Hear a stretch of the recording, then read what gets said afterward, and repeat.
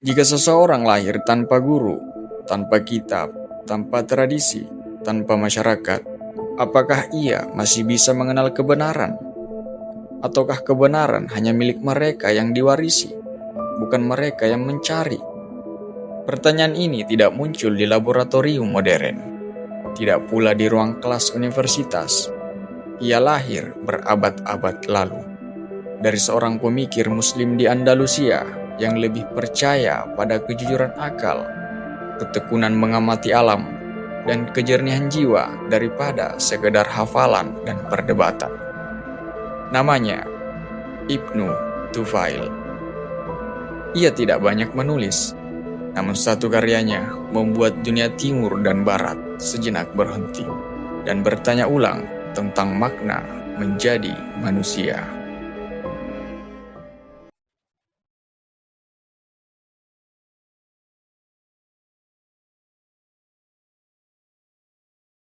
Ibnu Tufail lahir sekitar tahun 1105 Masehi di tanah Andalusia, wilayah Islam yang kala itu menjadi salah satu pusat peradaban paling maju di dunia.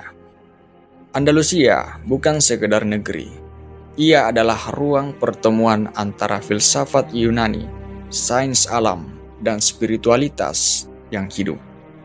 Di sana, akal tidak dimusuhi iman, dan iman tidak mematikan akal.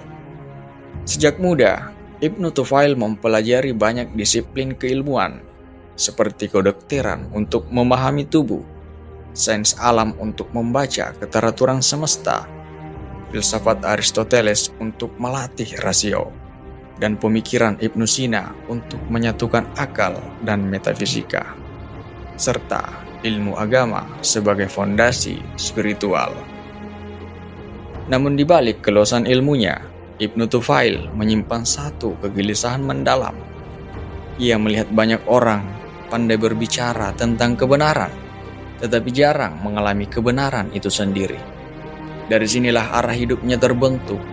Bagi Ibnu Tufail, filsafat bukan sekedar debat konsep, permainan logika, atau adu kecerdasan. Filsafat adalah latihan kejujuran akal.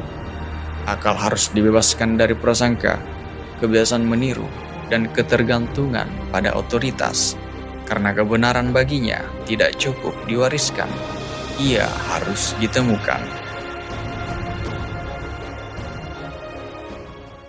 Ibnu Tufail tidak hidup jauh dari dunia. Ia justru berada di pusat kekuasaan. Ia menjadi tabib istana, penasihat penguasa, dan tokoh penting dinasti Muwahhidun.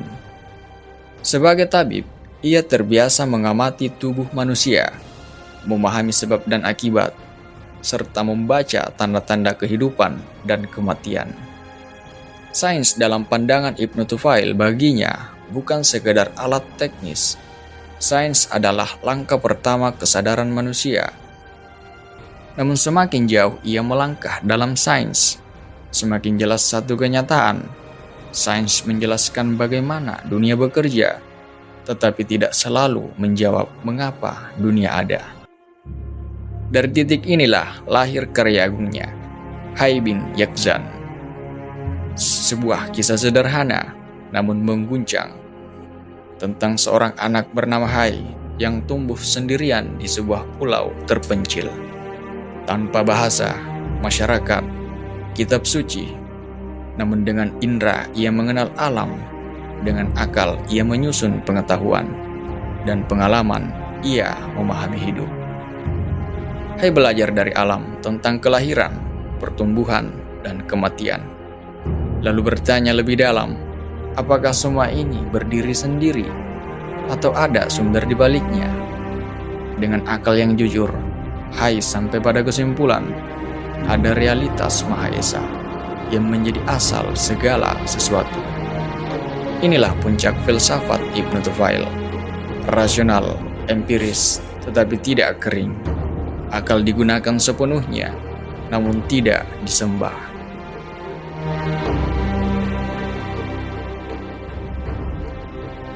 Di tahap akhir kisah Hai, Ibnu Tufail membawa kita melampaui akal, bukan untuk menolaknya, tetapi untuk menyempurnakannya.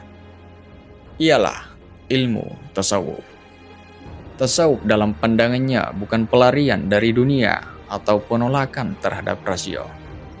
Tasawuf adalah pengalaman langsung terhadap kebenaran setelah akal bekerja maksimal. Akal menunjukkan jalan, tasawuf membuat jiwa menyaksikan tujuan. Di sini pengetahuan tidak lagi berupa konsep, melainkan kesadaran batin. Inilah tasawuf yang tenang, rasional, dan matang. Ibnu Tufail wafat pada tahun 1185 Masehi. Ia tidak meninggalkan banyak kitab, namun satu karyanya, diterjemahkan ke bahasa Latin, memengaruhi pemikiran Eropa, mengilhami empiris dan filsafat pengalaman. Ia meninggalkan satu pesan sunyi, kebenaran tidak selalu datang dari keramaian, kadang ia lahir dari kejujuran seorang pencari.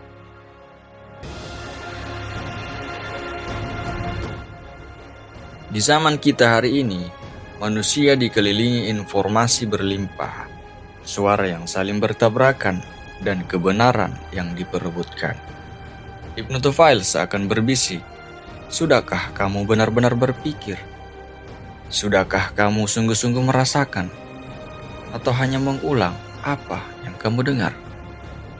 Ia mengajarkan filsafat untuk menjernihkan akal, sains untuk menyadarkan realitas, dan tasawuf untuk menyucikan jiwa.